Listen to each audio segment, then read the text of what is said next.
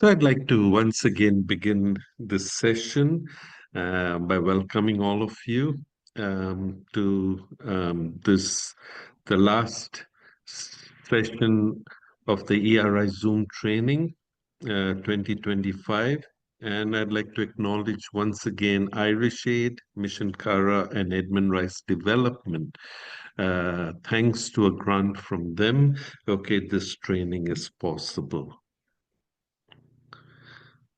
So today is the final session in our Zoom training series, and the theme is Care of the Earth in the light of Laudato Si and the SDGs. And very soon, Brother Brian, the Executive Director of ERI, will be introducing Brother Kevin Cawley, who's the presenter for this session and a team member in New York.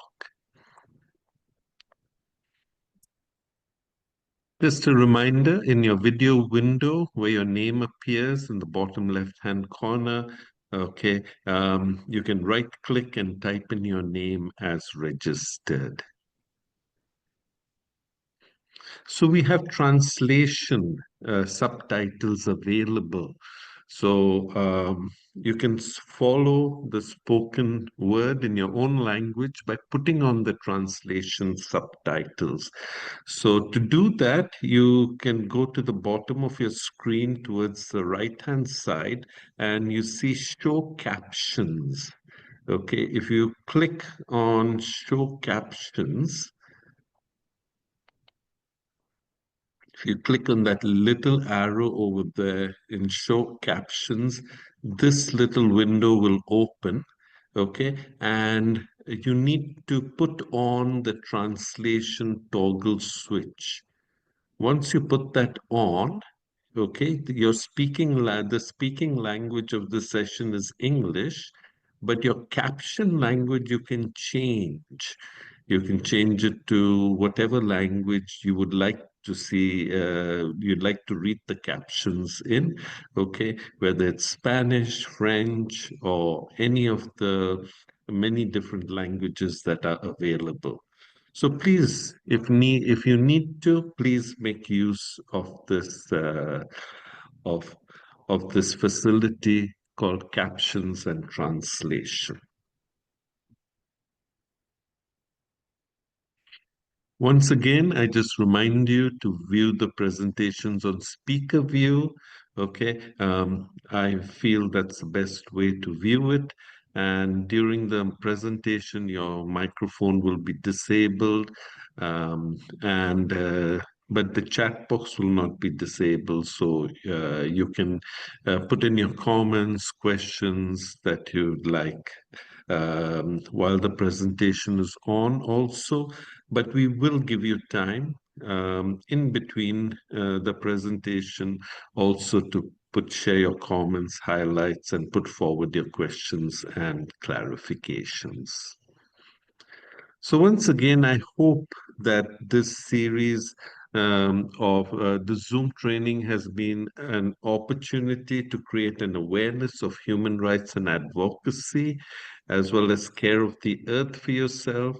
That's really the focus of our theme today. And I hope it's also helped to bring about a change of mindset, especially from a charity or service model to a rights-based model. How you can integrate this rights-based model within your service or charity model if that's what your organization is working out of. Also, I hope it's being an opportunity to network, and you have had an opportunity to learn from one another, especially share your experiences, especially in the opportunities given through the chat box. Okay, and I hope that it will lead to further collaboration and supporting one another in our ministries, especially in the area of advocacy. And over to you, Brian. Okay, thanks, Tino, and welcome again, everybody, to this, the fourth and the final of our webinars for the year. And this one is on care of the earth in the light of Laudato Si and the SDGs. So, as mentioned, our presenter today is Brother Kevin Cawley. Kevin is the Executive Director of the Thomas Berry Forum for Ecological Dialogue at Iona College in New York. He's previously worked in educational ministry in a number of high schools as a teacher, a coach, and an administrator. And he served on the faculty and in administration at Iona College and in leadership in his religious community. And Kevin is also currently our United Nations headquarters main representative of Edmund Rights International. And he also produces a monthly newsletter on environmental concerns called the Carbon Rangers or Ecozoic Times.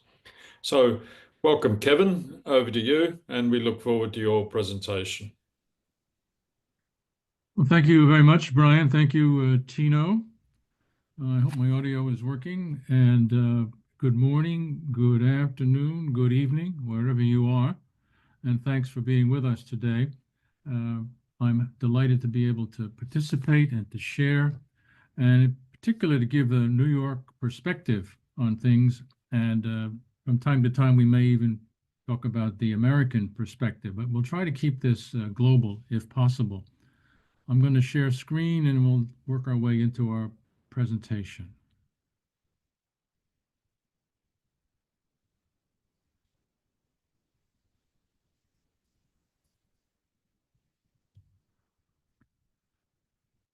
Can we see that, Tino? Yes, perfectly. Okay, good.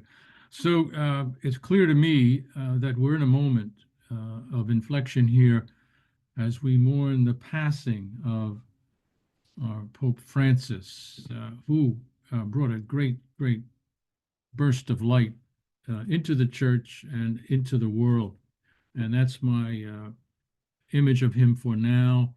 And I'm hoping that it does continue to move forward because we're going to need his grace, his intercession even more so now as we're entering some very difficult and turbulent moments. So we'll keep that in mind as I'm going through this slide. This is to tell people who I am, and we're at Iona University in New York and Edmund Rice International, Geneva and New York.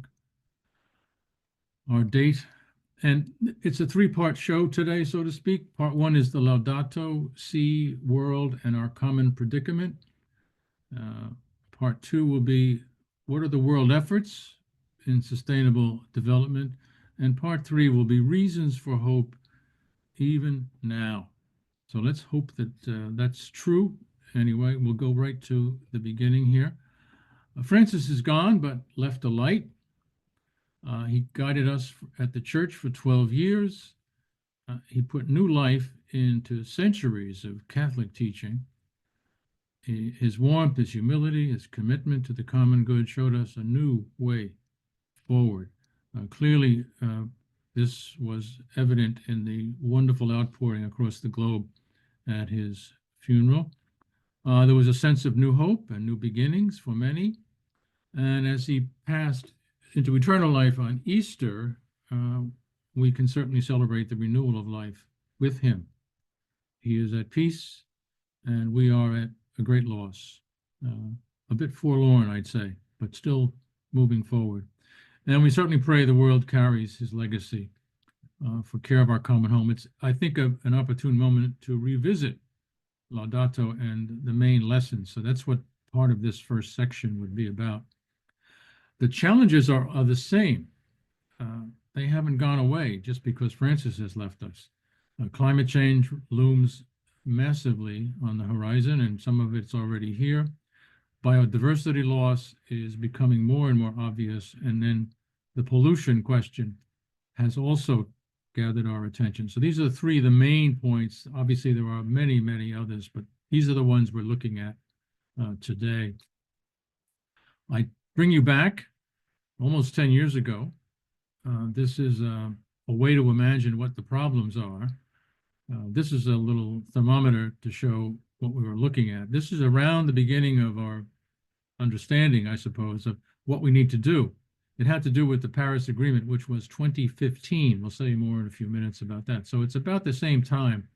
And at the Paris Agreement, there was a consensus of the 192 countries gathered there at the United Nations Framework Convention on Climate Change, COP 21, that we needed to limit the global warming to 1.5 centigrade. That's the green line on the thermometer. That was the goal. If we could keep warming under 1.5 for the rest of the century, we would be able to pass through this very difficult moment and not do tremendous damage.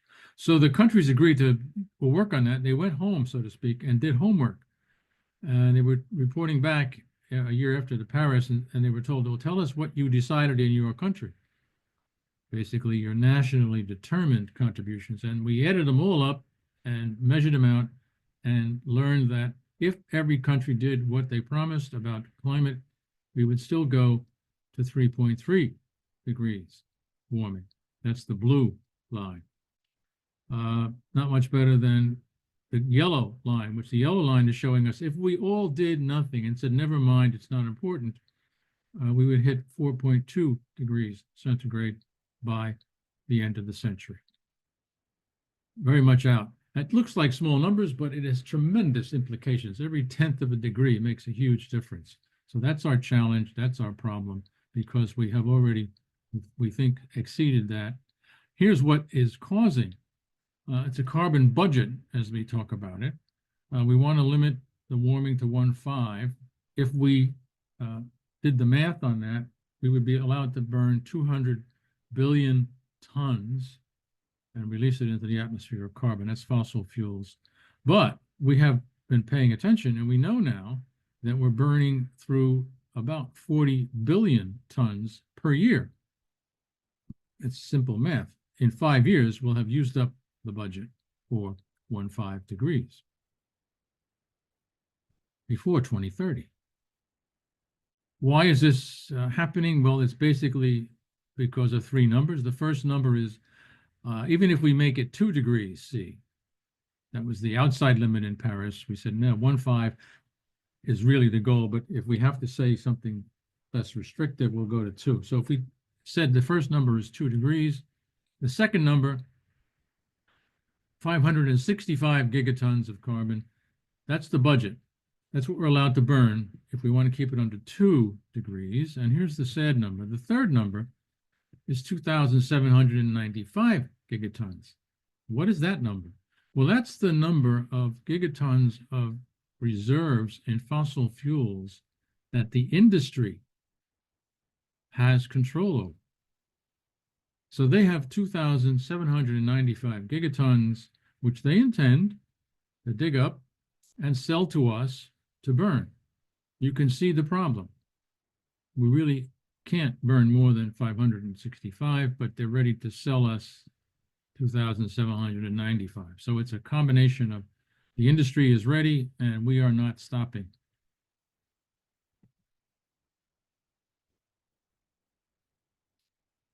This has resulted in, over the years, a tremendous increase in temperature. It's a simple enough graph. If you look at 1860, the left-hand corner at the bottom, and the 0.0 temperature, we'll start with that as a baseline, and we go through all the way up to 1940. And you see a jump. In the 40s, of course, we had World War II. That increased the amount of carbon in the atmosphere. And then we went to a quiet period until the 80s. And then we took off. And you can see the rise in temperature. And it's looking at 1, 2, 3, 4, 5, 6, half a dozen different measurements. It's all the same. It always comes out the same. It's not changing enough. What does this mean? Well, it would mean some things. The difference between 1, 5, and 2 could be the difference between extinction and survival for some small countries. Here's a photograph of Tuvalu. They're obviously at risk from sea level rise. The highest point in Tuvalu is about, I think it's 3 meters. 9 feet. That's the high point on that part of the world. That's 60,000 people living in Tuvalu. If we let temperatures go to 2 degrees C, this is a scene of what's possible in Mumbai on the coast of India. That would be pretty much the loss of the waterfront. 2 degrees rise would be collapsing the Greenland ice sheet, the West Antarctic ice sheet. That's a lot of sea level rise. And all that ice is on land. If it comes off the land and goes into the sea, we have sea level rise. That would also change the places of tropical coral reef systems, because the water, despite it's coming off the ice, is warmer, and that would affect 300 million. We know that the Arctic has been warming for the last 11 years, more than the rest of the world. The passage through the Northwest over in Canada has been ice-free this summer, pretty much, the lowest since it began keeping track. Parts of Arctic Canada had the shortest snow season. And into this, we have our beloved Pope Francis interjecting his word on Laudato Si, care for our common home. And what does he have to say in a short version? Well, it's 6 chapters. He tells us what's happening to our common home, the gospel of creation in terms of the way the world began, the human roots, what's causing this. We just looked at the carbon problem. We know some of it. Integral ecology, how to put all this together and to live sustainably. What we might do, he's had some suggestions in chapter 5. And then ecological education and spirituality. He's never too far from the spiritual basis of how to care for the earth. That's the outline for Laudato. The chapter 1 presents the scientific consensus on climate, along with the description of other threats to water and biodiversity. We saw that at the first slide, the kinds of things he was looking at. We also know that the poor suffer first. Francis always reminded us that the poor have to be foremost in any deliberations, any discussions, any kind of new policies. What will happen to the poor if we do this? So climate change certainly impacts the poor first. Sea level rise, a lot of poor people live near the coast.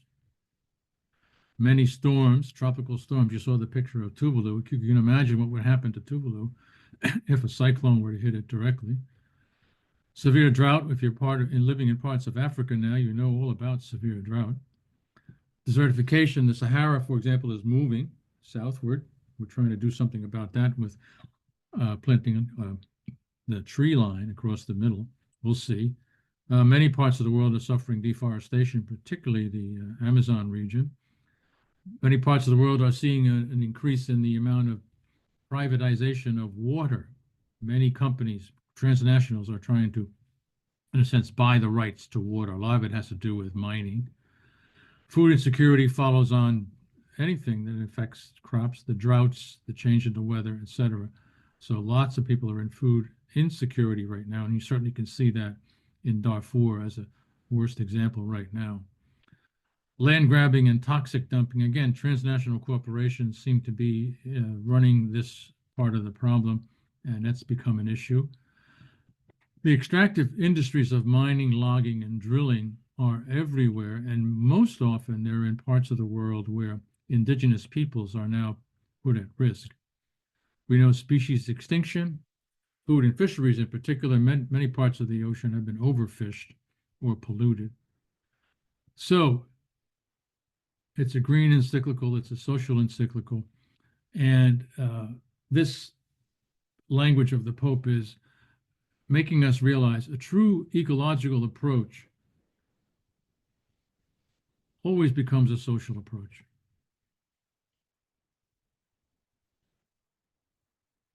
We must integrate questions of justice in debates on the environment so as to hear both the cry of the earth and the cry of the poor. That's integral ecology in a sentence. Very important for Francis. He also points out in chapter 3 what's going on here. This is a problem because many have accepted the idea of infinite or unlimited growth. But he's telling us this paradigm is based on the lie that there's an infinite supply of the earth's goods. And this leads to the planet being squeezed dry beyond every limit. That's hashtag 106 is the paragraph number in the document. That's very strong language for a pope to talk about a lie, that there's an infinite supply of the earth's goods. It's very important that he's strong on that question because we know there is no other planet. This is the one we have to take care of. He's also very conscious of the problem of water. He talks about it 47 times in the encyclical. It's a great value and concern because he knows many poor people are at risk of losing their access to clean water and sanitation. And that's really where he's looking at the next generation or the generation or the generation after that. Intergenerational justice. The young and the poor have not caused this problem, but we need to address it on their behalf.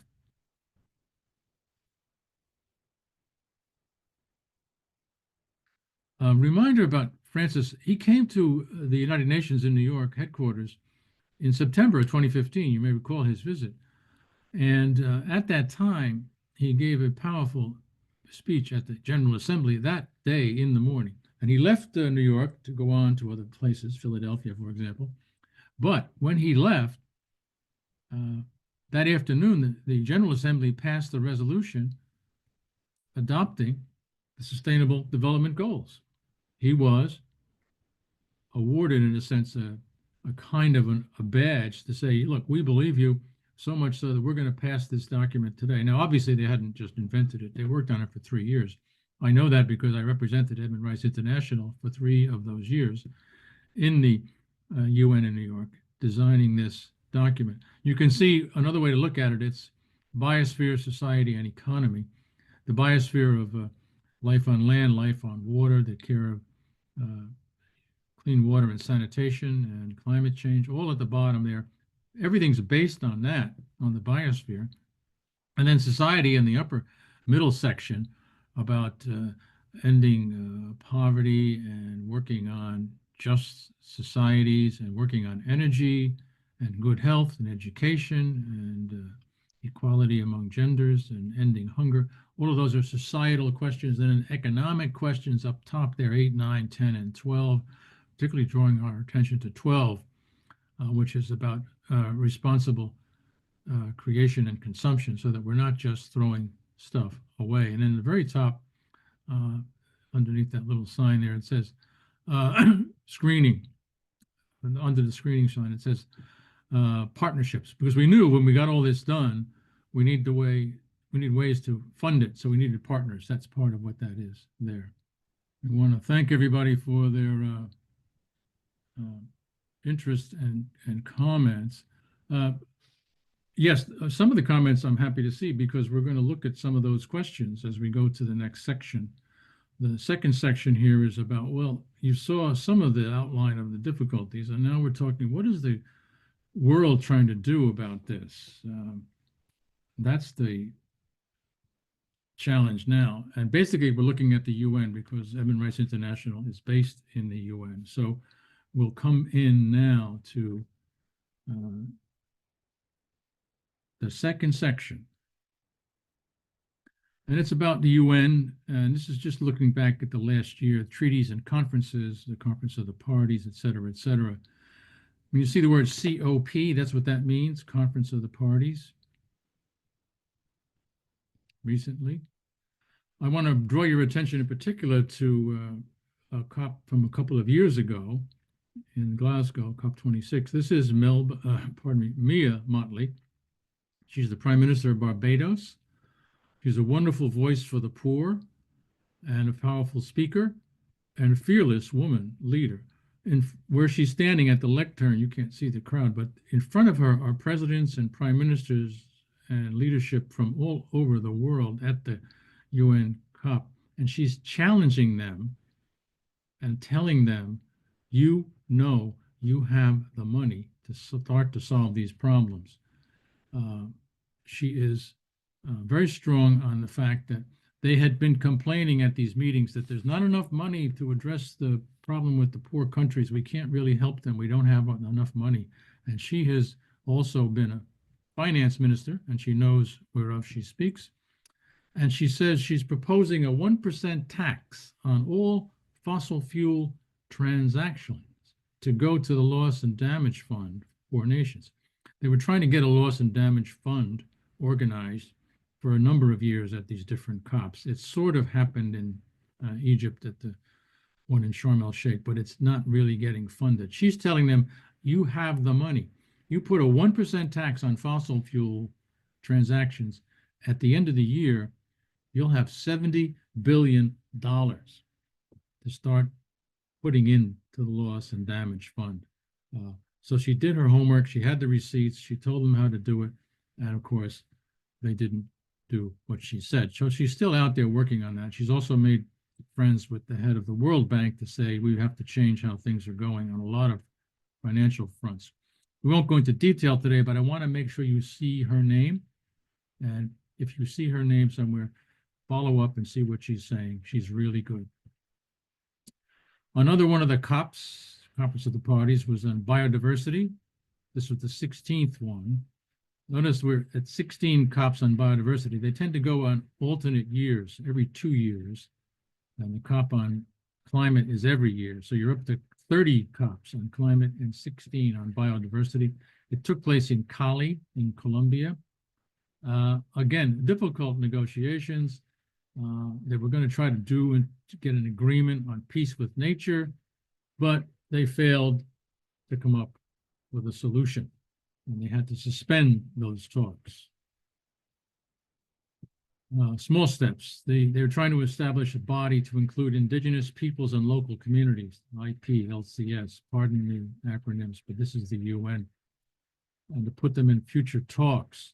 Actually, it helped. It started to move things along, and there will be indigenous peoples and local communities going forward in the biodiversity talk. So that's a good step. 119 countries had sent in some level of global biodiversity framework aligned national targets. So even though it was a mess, they tried to do something. They're starting to say nature loss is a serious problem.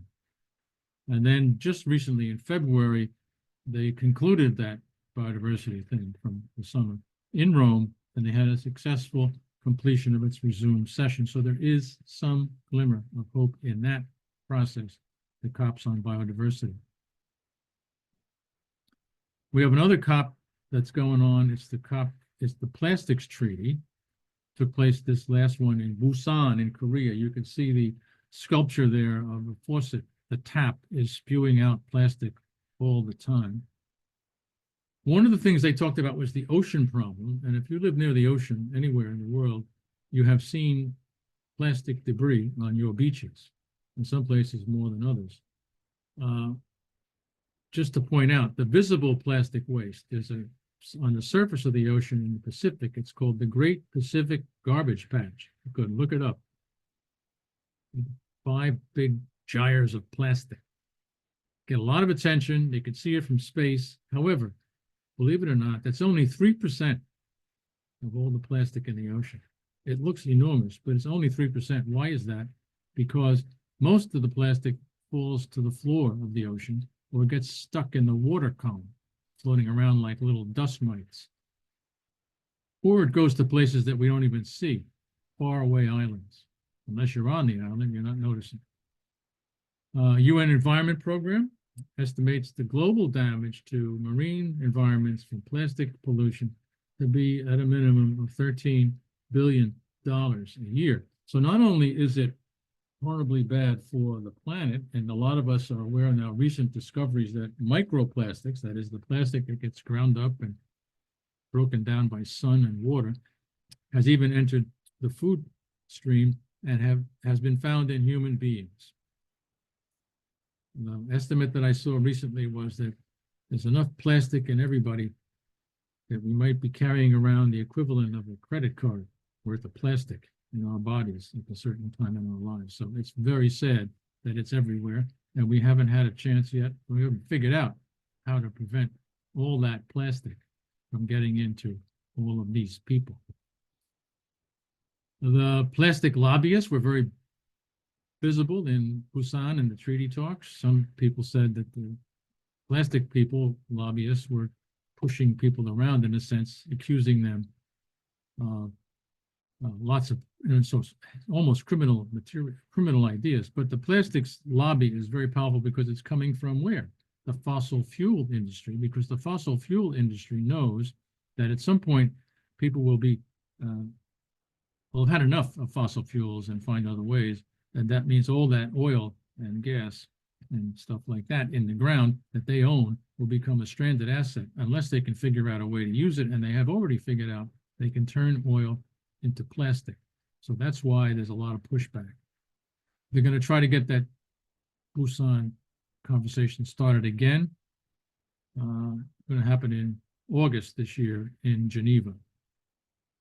Now, despite everything, nature goes to court from time to time, and here's some interesting outcomes. In April of 24, the European Court of Human Rights ruled against the Swiss state, Switzerland, for inadequate climate action, affirming that climate change is a human rights issue. Now, that, of course, will cheer us up in the ERI in Geneva to know that now climate change has come up as a human rights issue. Also, in 2024, in India, India's Supreme Court declared a pollution-free environment is a fundamental right. So we've got two interesting court decisions there about nature getting a win. The big one, though, is this one. This is UN and climate change. In December of 2024, the International Court of Justice was given a challenge by the UN General Assembly. There's a photo of the International Court of Justice in The Hague. They were told that you have a job to do. Tell us, what are the obligations of states with respect to climate change? And what are the legal consequences if a state is found to have harmed the climate? Those are very big questions. They haven't been asked before. A number of small island states finally got a resolution passed in the General Assembly last year to say, we need an answer to these questions. And the General Assembly passed it on to the Court of Justice. So they have the challenge of answering those two questions right now. We're told there'll be some kind of a statement, maybe in June. We'll see. Is it a way forward? Well, the UN General Assembly resolution asked them to have particular regard for certain things. They said, this is a UN question. Make sure you look at the Charter of the UN. Make sure you look at the International Covenant on Civil and Political Rights. Those of us in Geneva will know what that means. The International Covenant on Economic, Social, and Cultural Rights. These are all UN documents. The UN Framework Convention on Climate Change. You've seen that before.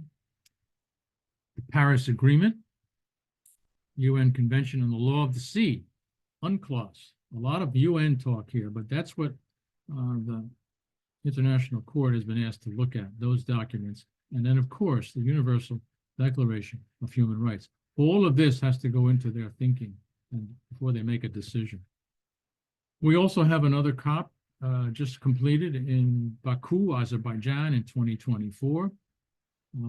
Not a lot was accomplished. They still haven't figured out the money question on the small countries who are looking for some loss and damage refunds. We'll see. The next COP is in Brazil, COP 30. That's coming up in November, a few months from now. And already there's organizations meeting and talking and discussing about how they could make the COP 30 a helpful meeting. Now, we looked at the UN, we looked at the criminal courts, the Court of Justice, we looked at some resolutions about the climate. What else is happening that's related to this question? We know that Francis in Laudato talked about integral ecology is not just about the climate. That's the main thing. But the poor are suffering from many other things. There's a debt crisis, for example. We'll talk about that briefly. Remittances are being withheld, and financing for development is coming up shortly. So all of this is connected. And the fact that the US of A has left the Paris Agreement again is also in the mix. We'll say something about that. The global debt crisis doesn't get headlines usually, but Francis saw it and mentioned it and talked about it. Right now, about 54 countries are in a debt crisis.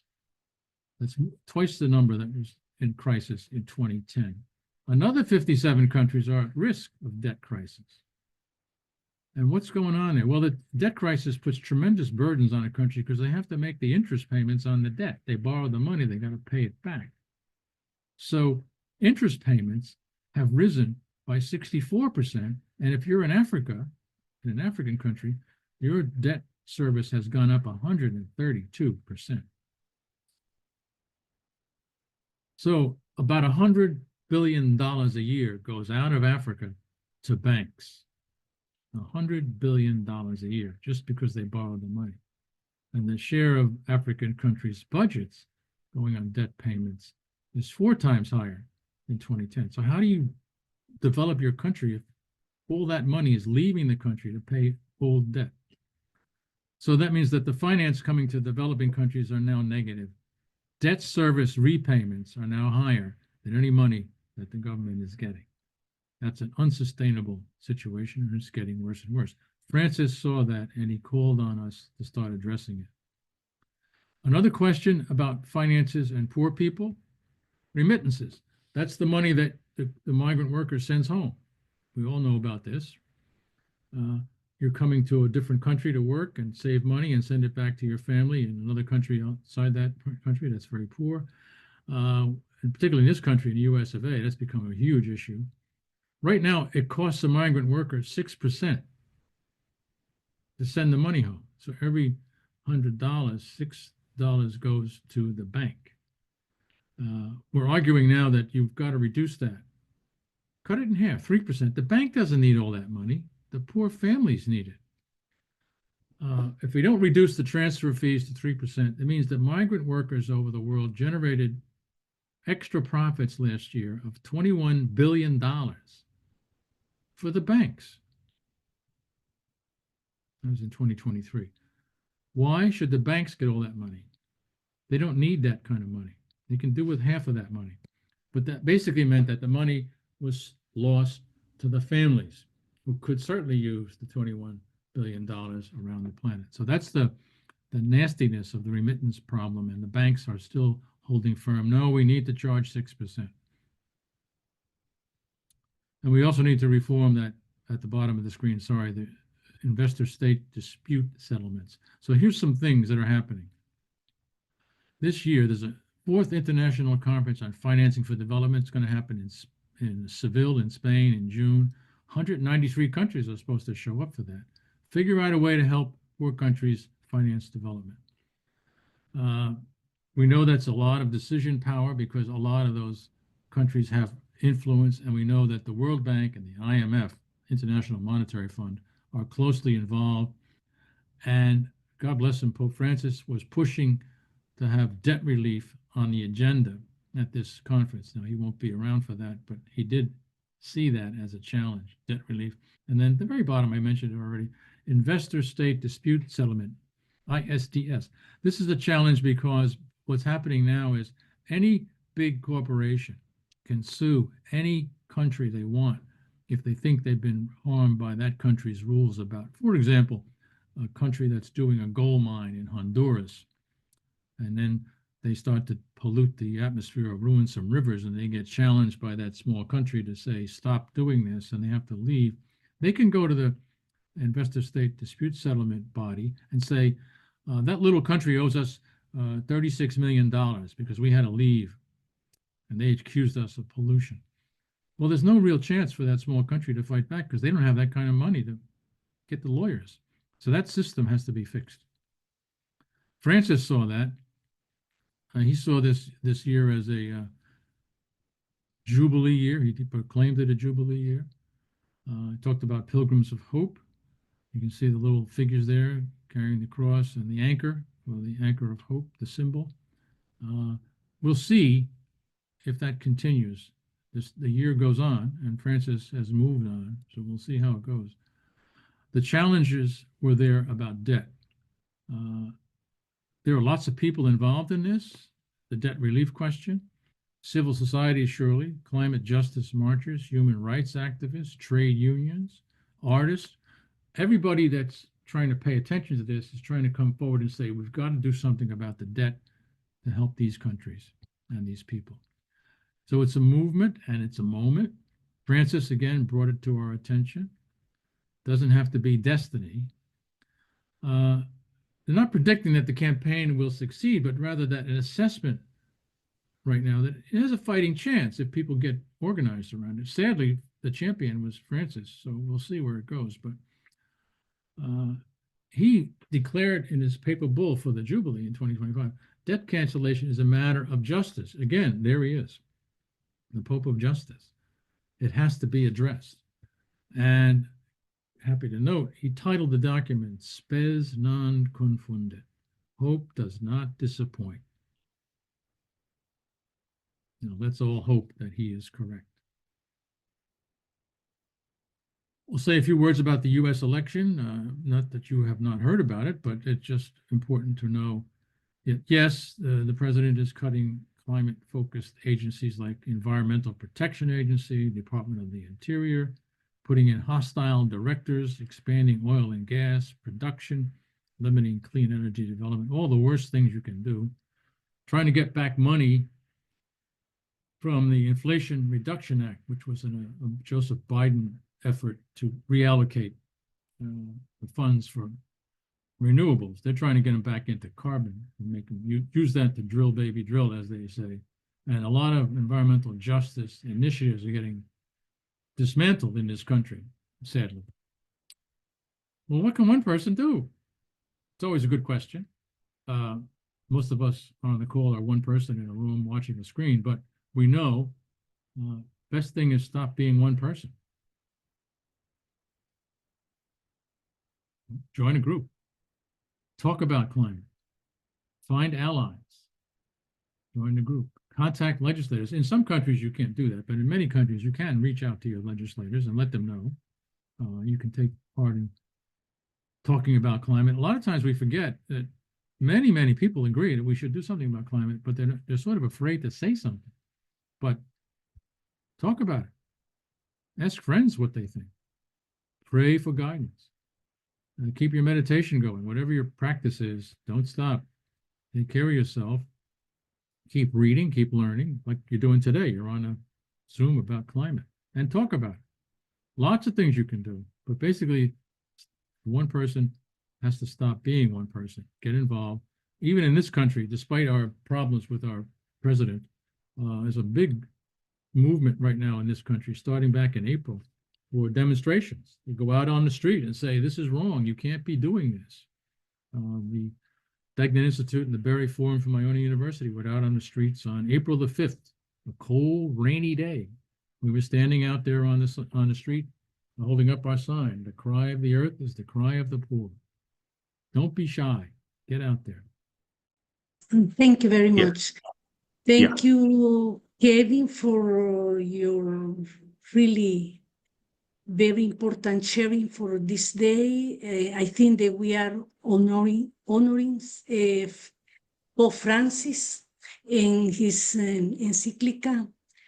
And the best way to really to remember him is to follow his testimony and his actions.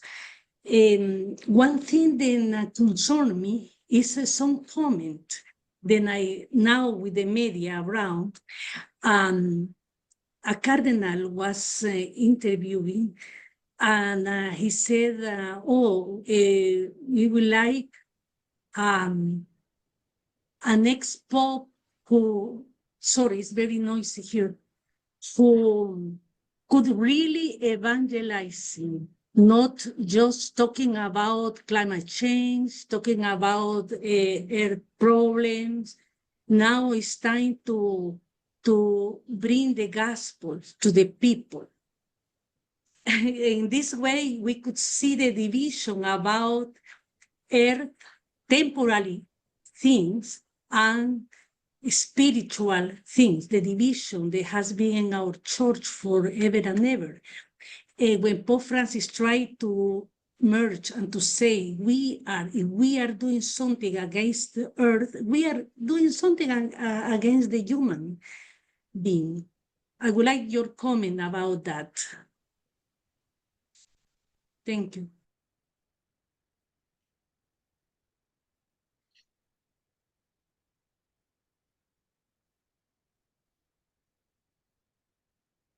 Thanks, Melba. I'm sure Kevin will address that sometime. Thank you, Melba. Nice to hear from you again. Hope to see you again soon. Melba is one of the real strong voices in the New York side about care of Earth and about care of poor people, and certainly a good example of what it looks like when you evangelize by your person.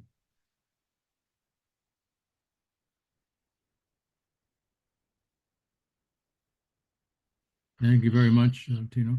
And thank you, Melba, for your question. I think we'll be talking about that in the context of particularly Laudato Si. He talks about eco-spirituality. It's one of the main points of Laudato, that this is all based on the gospel. If your cardinal friend who was commenting there has read Laudato and taken it to heart, he will see it's a spiritual document and the gospel is running through it. I think that that's an important piece of the consideration. I don't think we can possibly go forward without attending to that, especially when we read Genesis and see God made all this and saw that it was good. It's our duty to make sure that it stays good for everybody. So we certainly will have more to say about that later. The movement in Laudato Si has picked up some energy. This is now the 10th year, 10 years since he wrote that document. Talked about lifestyle, talked about advocacy. There were saints. We'll see some of those in a few minutes. Talking about prayer, educating yourself, joining in the season of creation. Pope Francis and the Patriarch of the East combined the energies of the two churches. Season of creation is every September. You'll see more about that. We've been advocating around the world for fossil fuel divestment because that's the only way forward. If we can get people to stop investing in fossil fuels and tell them, especially the churches and the universities, don't be giving money to these places that are drilling and ruining the planet, because the planet is ours to care for. So there's a feature. We know if you're in India, Pratjek is doing some wonderful things around these questions. I put that slide up just to remind people that we're colleagues of Pratjek and certainly want to be able to help where we can. Here's an example now of some wonderful work about how to make a difference, because we know we're at the point where we need to say, what can we do? Drawdown is the name of the book and the movement. It's a comprehensive plan to figure out how to reverse global warming. The man who wrote this or edited this and organized it is Paul Hawken. He's still around. He's mostly in California. He has written a new book called Carbon. We'll talk about that too at some point. For each of these solutions, they look about the history of it, the carbon impact, and the relative cost and savings, the path to adoption, and how it works. So they have 100 solutions. We won't obviously do 100, but we'll look at a few to see there is hope. There is a way forward. They talk about 100. One of them is rooftop solar. Now, here's a photograph of a woman in Bolivia on Lake Titicaca, obviously living on a straw raft with a straw house and her two little girls there. She has a solar panel for electricity so they can have light, and the little girls can study and learn and be educated. In terms of bringing down the cost of carbon, bringing down the impact of carbon, that's ranked number 10 on the top 100. So there's a model of even poor people have a chance to get involved. The rooftop solar ranked number 10 because it can remove 24.6 gigatons. Now, we talked about gigatons in the first couple of slides. So, if we can get some gigatons of carbon out of the atmosphere, that's a good thing. So we're hoping that that will keep growing.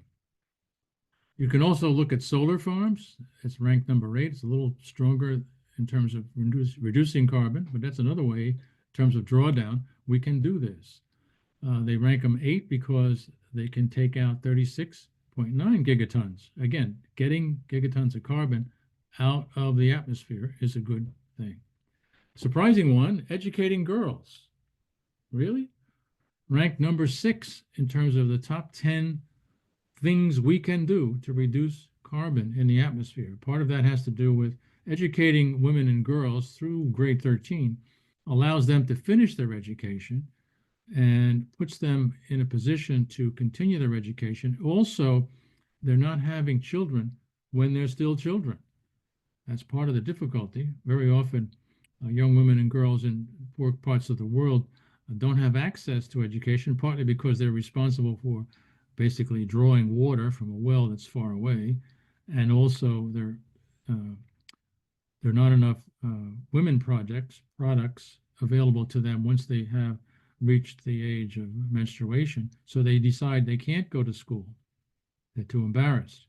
And so they stay home and they don't get educated. But if you can keep them in school, educate them all the way up and get them out of the schools into the world, they don't have as many children. They have the right to make their own decisions, and they cut down on the impact on society in terms of the need of society to take care of all these poor people. So it does make a difference. The number 2 item on carbon reduction and gigatons of carbon removed is onshore wind. That's wind that's, in those big towers that you see everywhere, or let's hope you see them. The turbines spin, they produce electricity, they don't burn any oil. It's really, really important. These are enormous things. You can see there's a picture of a guy there next to it at the corner. They're very expensive to put up, but they do save money ultimately. And they're number 2 in terms of the rank. They can pull 84 gigatons of carbon reduction. So that's another bite out of the carbon in the planet. A similar thing is offshore wind. So yes, onshore wind is 1, but offshore wind, notice that onshore wind was number 2, but offshore wind is 22. Part of the reason is offshore wind is more expensive to put up and also to maintain. You have to be able to get out to the ocean and take care of them. So that's why it's not quite as impressive as onshore. It's a good example. They just in this country anyway, you can see New York City on the map. There's a big, like a slice of pizza out there in the ocean that's been leased by the government to various offshore wind companies to put up offshore wind near New York City, where they can then run a cable under the ocean and back to the city and to other parts of the area and sell the electricity. So let's hope that that continues to be a possibility.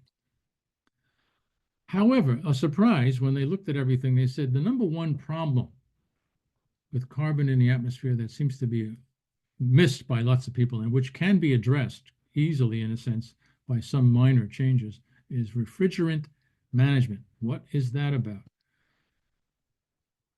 Air conditioning. It's the terrible cycle of, as the planet heats up, more and more people need air conditioning, but more and more air conditioners produce more and more bad chemicals, and they send the chemicals out and they heat up the atmosphere, which makes it warmer, which makes more people want air conditioners. So we have to figure out a way to reduce that. If we can manage the refrigerants, that's the chemicals in those air conditioners, we can pull about 90 gigatons of carbon each year until 2050. That is really, really going to be a help, especially when the problem is it's going to get worse, because we could avoid those emissions if we can change the kind of refrigerants that are being released. So you can swap out your old bad air conditioner and put in a good one with those chemicals removed, and you're going to make things better for the whole planet. A big challenge, especially in parts of the world that are always too warm. We know that faith-based environment teachings include the Hindu. They tried it in 2009. They had the Parliament of the World's Religions. They had a Hindu section. They adopted the Hindu Declaration on Climate Change in 2009. That's 6 years before Laudato. But they didn't get support of all the members.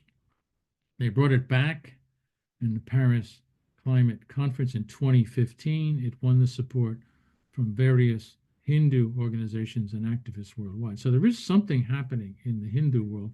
It's different, obviously, from having a pope say, we need to look at this, but it is a beginning of something. We know also that that declaration was helpful because it made specific references to teachings from religious texts to highlight how Hindus have an inherent duty to protect the environment. So they went back to their scriptures. Another group that's moving in this direction, faith-based environment teachings, is Islam. This is just recently, October of 2022. Al-Mizan, which means balance, draws its inspiration from Surah Ar-Rahman, the Merciful, in which Allah Almighty depicts creation in its perfect harmony. The sun and the moon move in precise calculation, and the stars and the trees prostrate, and the heaven he raised and imposed the balance. Mizan, balance. You not transgress within the balance, again, mizan, and established weight in justice. Do not make deficient the balance, mizan, all from the Quran. So the Islamic world has begun to look at this and make some statements. The thing that's happening too is people. I'm going to lift up for you the Goldman Prizes. This is the annual prize given out in San Francisco, in New York, every year. And they look at parts of the world where grassroots environmental leaders have taken significant action for our planet. One of the things that we notice is when we said before, what can one person do? Well, stop being one person, start organizing. So here's some examples of what it looks like if you do that. Now, the Goldman Prizes look at the planet. They divided it up into 6 regions, the 5 inhabited continents, the 6 continents, and then the small island nations. They thought that was a separate category. So we'll see. They count North and South America together, and then they do Europe, Africa, Asia, Australia, etc. So a sample. Well, let's do a sample here.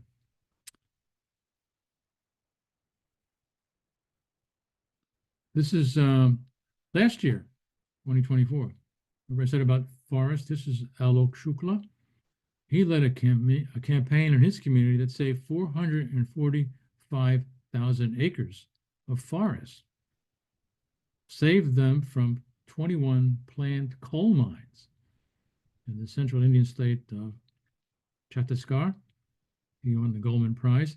He did a lot of organizing, and look at the difference. Instead of 21 coal mines, you're saving 400, almost 100,000 acres, 500,000 acres of forest. That's a good trade-off. Good for him.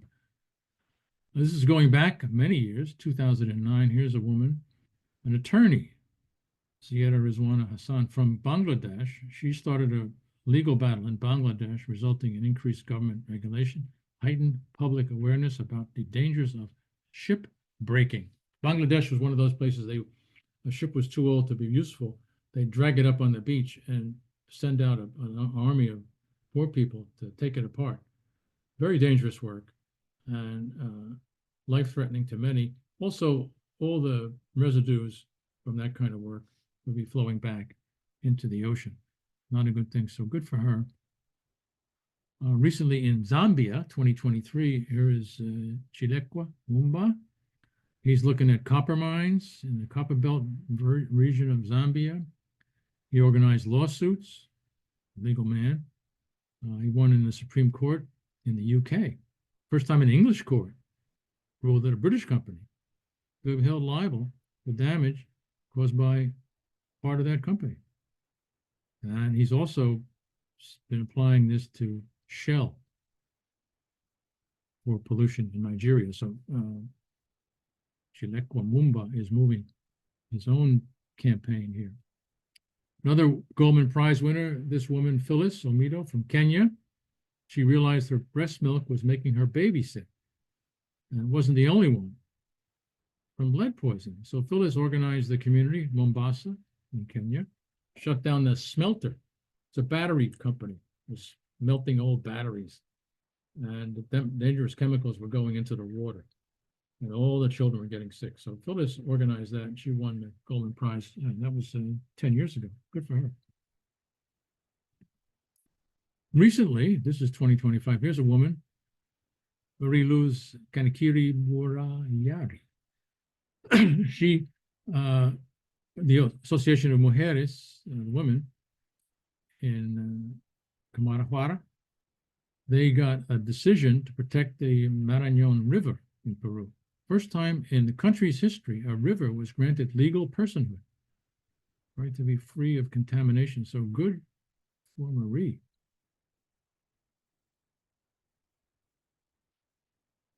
Another woman. You notice a pattern here, right? Simia Garbi. She's looking in last year in Tunisia. It was a scheme, always a scheme. Italy and Tunisia. And Italy was basically dumping a lot of trash in Tunisia. And she got them to take back 6,000 tons of illegally exported household waste back to its country of origin back in 2022. The EU has now tightened its rules for sending trash out of Europe. So good for that woman. She's looking after things. Here's an example of a small island prize, Canary Islands. This is just last year, this year from last year. Carlos led a global campaign to stop the construction of Fonsalia port. It was going to be a port in the Canary Islands, recreational boat, ferry terminal, threatened 170,000 acres of marine area near Tenerife. Tenerife, as you know, is a famous resort destination. So he's gotten recognized for his efforts to prevent that from damaging the marine protected area.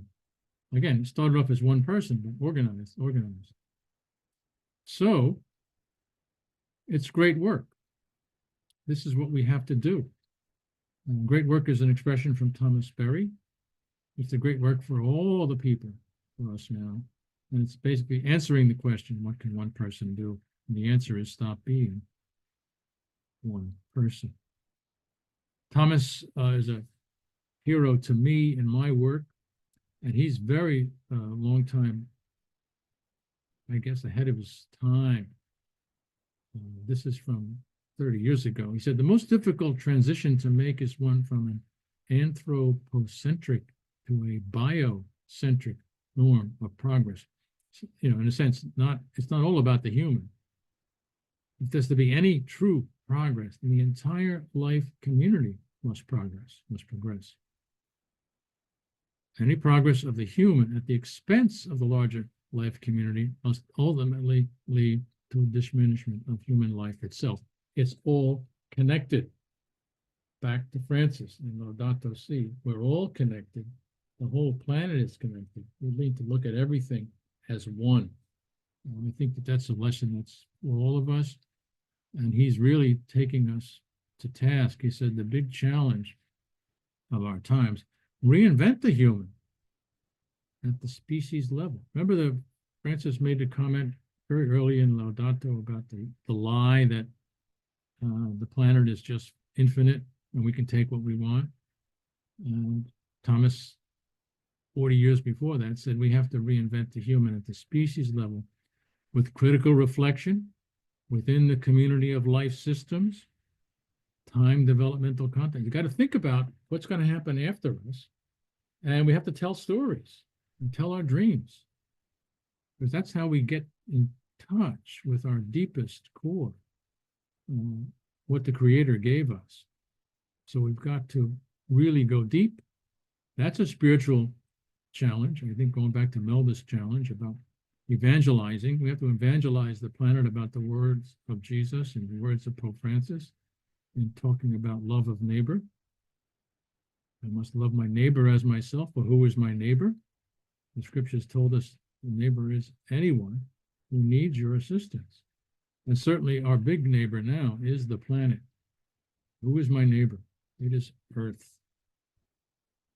And here's one of our companions on the journey,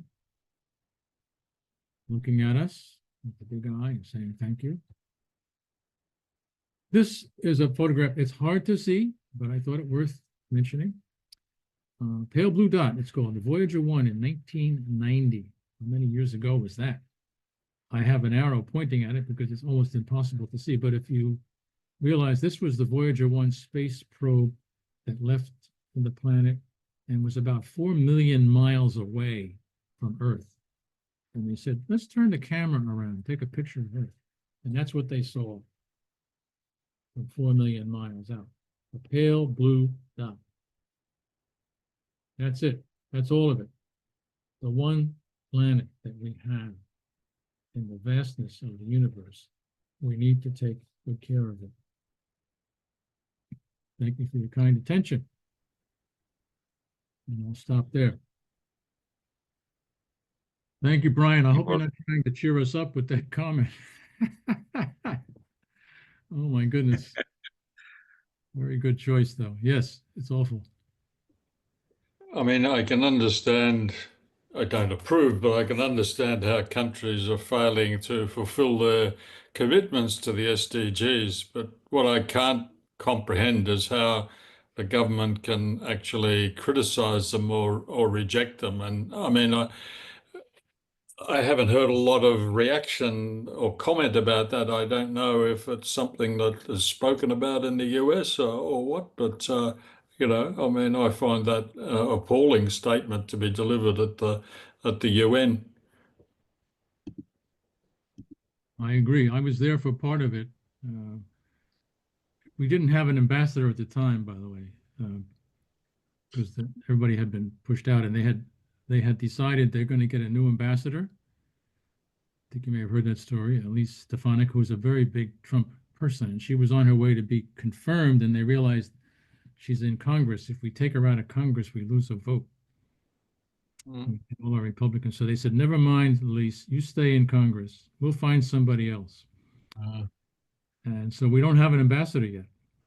And even when you go by the UN mission in New York, you know, they usually have the pictures up in the front, right on the street. You can see them. There are no pictures up. They took down the Biden, Harris pictures, etc. And there's nobody's picture in the UN mission from the US of A. It's kind of a, you know, a lesson in the sense they're telling us it's not important. That's what they're trying to let us know. It's an awful moment. Kevin, there was. Would you like to say anything about the debt and how it was created and things like that? Like to throw any Well, further light on that?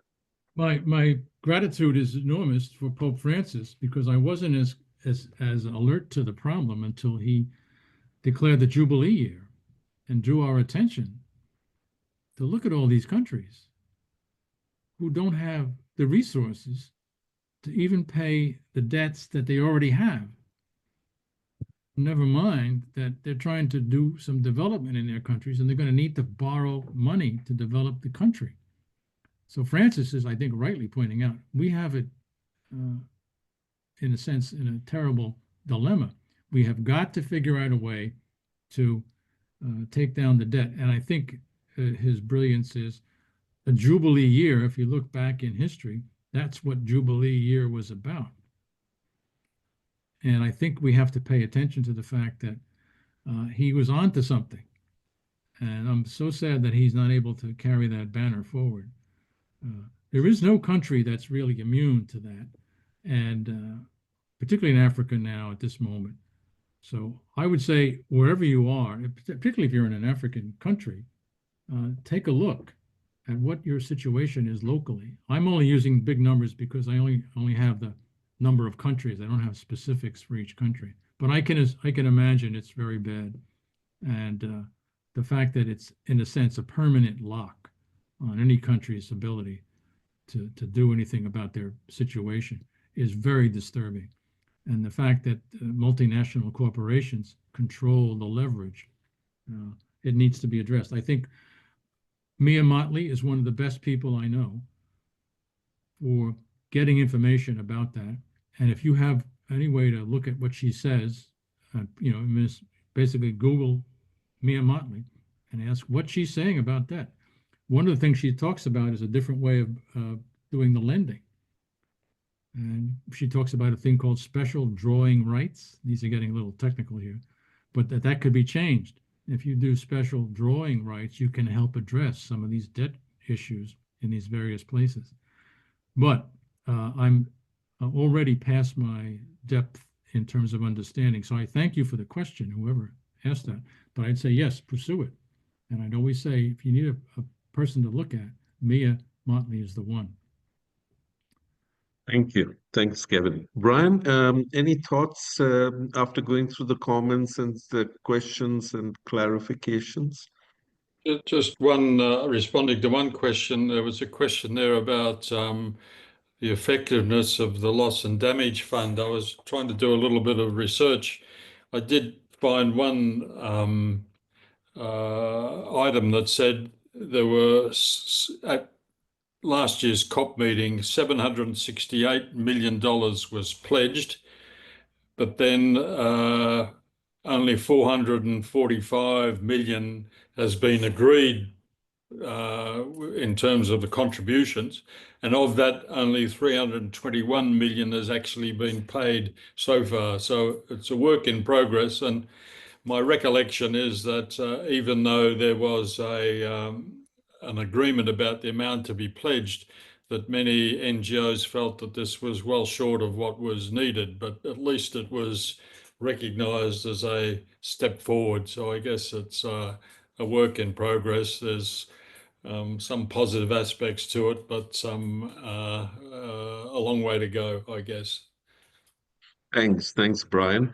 We have a few more minutes left, so if anyone would like to raise their hand and I can and unmute themselves, okay, you're most welcome to do so. In the meantime, Kevin and Brian, if you're looking at the chat, if there's something else you'd like to respond to, you're most welcome.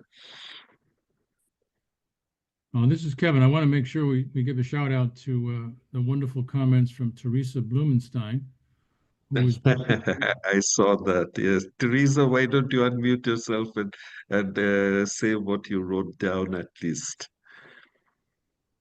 Oh, sure. Thank you. First of all, thank you for this session, which of course I absolutely adore the topic of, as we see that, you know, the protection of the integrity of Earth is really the foundation of protecting the integrity of human rights. You know, we can only have a human right to food or water if there is truly enough abundance to go around, which there is for the moment, but not necessarily at the rate that we're going. So I really appreciate this attention to the Earth side of sustainable development. And I just first, my comment was in response to the pale blue dot image, which I have always really loved. And it's usually accompanied by a couple paragraphs of very poetic writing by Carl Sagan, which is worth looking up if you have the time, and really explains how it's quite amazing how very tiny we are in the cosmos, and all of our human endeavors, which we think are so great and important and worthy of violence in some cases, really just occur on this tiny speck of dust, and just provides tremendous perspective of, you know, that we're, you know, nothing more than maybe, you know, a cell under a microscope in terms of the size of the cosmos, which can help us to understand that if we're just one tiny cell in a much larger macroorganism, and it's really quite futile and silly for us to see ourselves as individuals or as separate or as capable of winning over one another, battling one another, any more than it would make sense for cells within the body or organs within the body to try to triumph over one another. There's no success at the end of that battle. There's only suffering for the body as a whole. So I wanted to just offer my admiration for that perspective.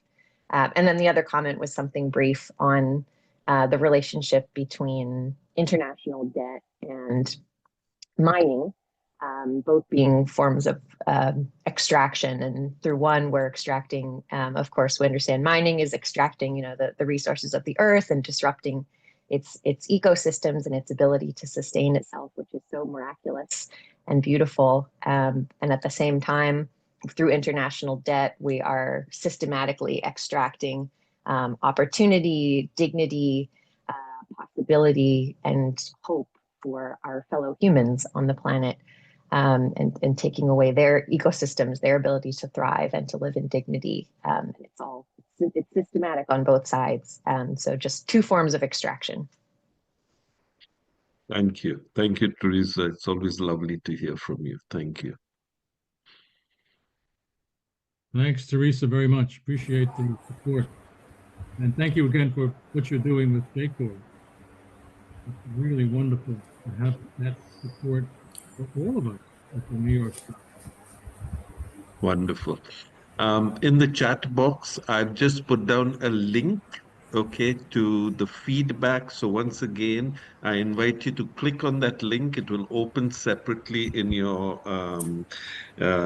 in your web, and just leave it there. After the session, you can go back to it, okay, and you can answer, and you can. It'll just take you a couple of minutes, okay. So at this stage, I'm just also just going to share my screen. All right. Just give me a moment. Okay. All right. Uh,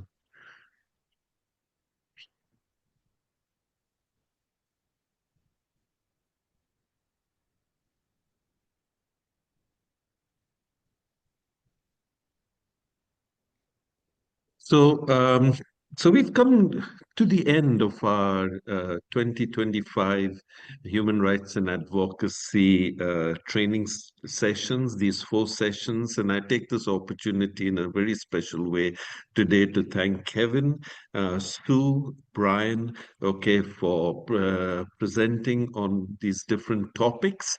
And all of you, all our participants for joining, and also for your comments and for your questions, everything that has made it such a learning experience, not just for you, but even for us. Somebody was asking, what sort of follow-up is there going to be to these 4 training sessions? Well, they're just thinking about it and brainstorming us among ourselves. Some of the things that came up was that at the ERI level, okay, we encourage you to participate in the ERI enrichment Zooms. These are just standalone Zooms, and basically they look at a particular topic in more detail. So the next enrichment Zoom coming up is on Tuesday, the 20th of May. You might like to just keep that in your calendar, but I will send you all a reminder. And just to let you know, it's going to be presented by one of our advocacy coordinators, okay, Cormac McCart from Northern Ireland. And he's going to be talking on how you can very creatively use tools, okay, for advocacy. And the one that he's going to focus on is really photography, how he has used photography for advocacy. And then there'll also be opportunity during these times, okay, for you to participate. So we'll be looking for ideas from our participants also. We'll give you time to do that.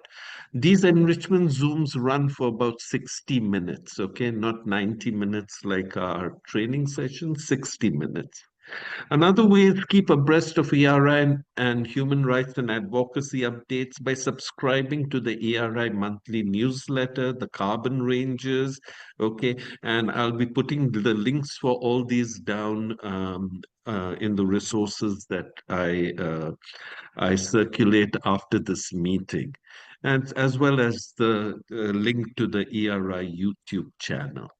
But at a personal level, you could watch these training videos on the ERI YouTube channel to gain further insights and understandings.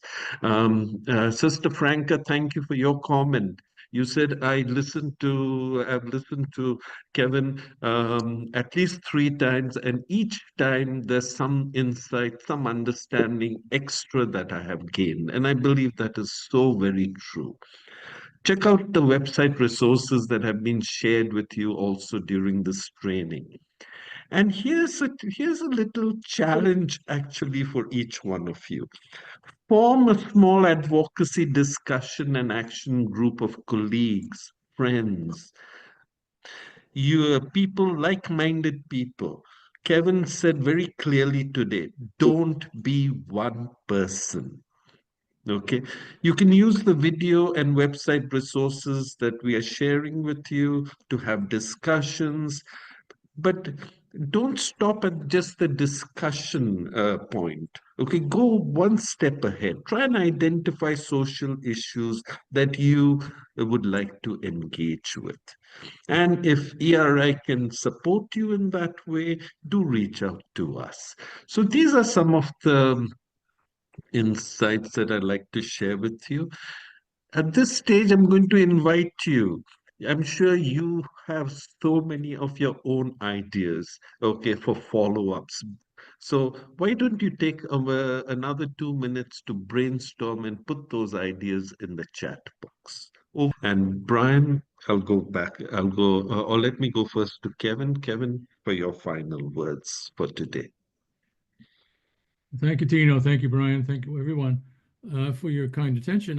I'm always encouraged on these things. You work to try to put together a reasonable effort on communicating with people, and then I'm always delighted to see the response from the audience, that people are paying attention, people are trying, people are working where they're at, as we say.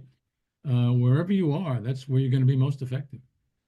So I'm happy to say this is an encouraging project for me to be part of, and I want to thank everybody who was on the call today in particular. Thanks a lot. Thank you. Thanks, Kevin. Brian, to you. Okay, I just had a check through the chat boxes. Not really any more questions. There's quite a number of comments, so I don't think there's anything else to add. But just to say that if people do have follow-up questions, feel free to contact us at any time. We're always happy to respond and assist in whatever way we can. So thank you. Thanks very much. And with that, we're going to say bye to all of you. And thank you for joining this Zoom training. And in a couple of days, okay, I'll send you the resources from this training along with the video links. God bless.